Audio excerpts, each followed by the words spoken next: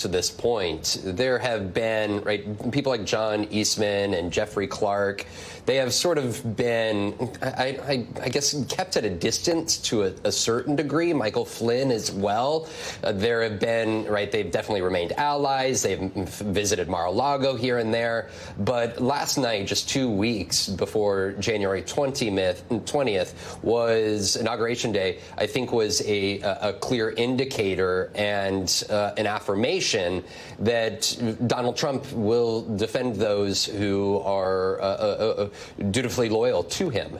This is coming at a time in which he has said that he would look at the cases of those individuals who attacked the Capitol 4 years ago. There have been more than 1,100 convictions of individuals who were a part of that mob that descended onto the Capitol. And I think an important part of this is also the parallel between welcoming individuals like Michael Flynn, who is a conspiracy theorist and was in an Oval Office meeting where he allegedly, before January 6th, had conversations with Donald Trump about potentially implementing martial law and seizing voting machines. But that event happening in parallel to a top European leader in the Italian prime minister, and merging those two events, I think is an indication of Donald Trump's style of leadership. This is, Mar-a-Lago, a place where not only Justin Trudeau has flown to, but Viktor Orban, the new the new NATO Secretary General.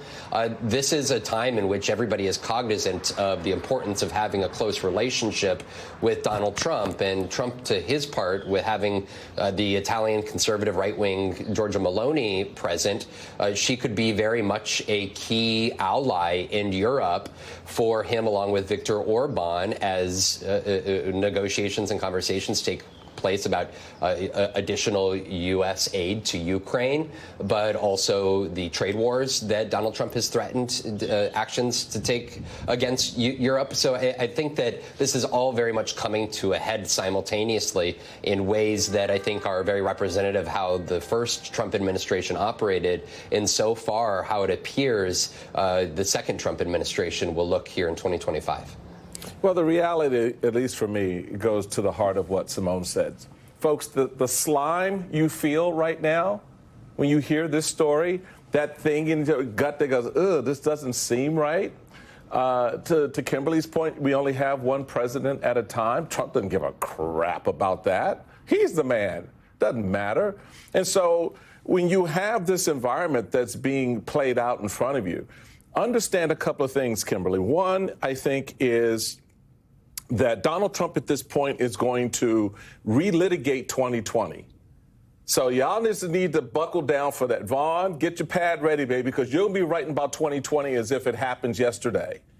Because from where he's sitting, he wants to prove that that election was stolen. That's why he's leveling up this misfit, this menagerie of misfits.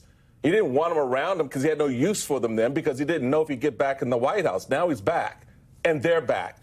And it goes to the heart of something that came out of the January 6th Election Committee report, in which at a January 4th meeting in the Oval Office, Eastman himself acknowledged that any variation of his proposal, whether rejecting electoral votes outright or delaying certification to send them back to the states, would violate several provisions of the Electoral Count Act. That's why the Congress reformed the act, because they knew what they were doing was a violation of the 1887 law, and they were doing it anyway. So, Kimberly, how do reporters tell this story? Because I don't want to hear, I almost said the bad word. All right, Kyle, be good. I don't want to hear crap coming out of news agencies as if this is new. This is not new. Or as if this is normal. Or as if this is normal. I mean, this event in Mar-a-Lago was an abomination. It shouldn't have happened, and it wouldn't have happened. And how do we know that? Because they didn't want to tell anybody about it.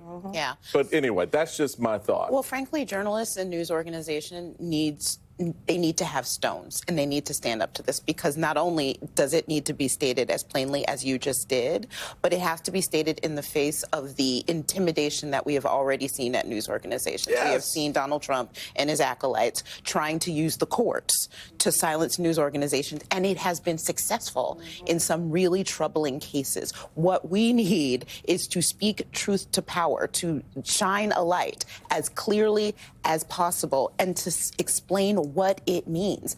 I'm really tired of the coverage that says Donald Trump said this, or Donald Trump hinted at this, or no. We need to say why this is important to the American people. Every institution that is being destroyed, every norm that is being violated, every law that is being broken as we see it in real time, and every intention that when he states an intention to break more laws, that needs to be stated plainly too. So journalists have a big job to do. They have not, many of them, some of them have. Yeah.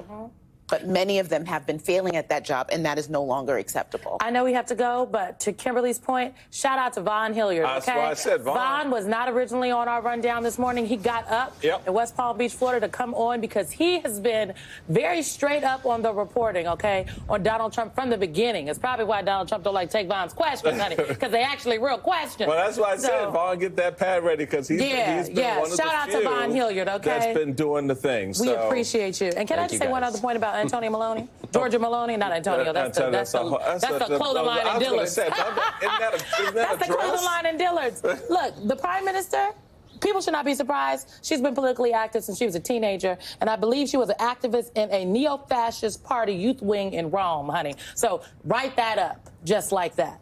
Because that's what it is. Von Hilliard, Kimberly Atkins-Storr, thank you both for starting us off this morning. Up next, we'll continue this conversation with Democratic Congressman, my man, Benny Thompson. No, Benny Your Johnson. man, and you don't even know his name. I don't know his name. Isn't that a shame? Anyway, and later, Tim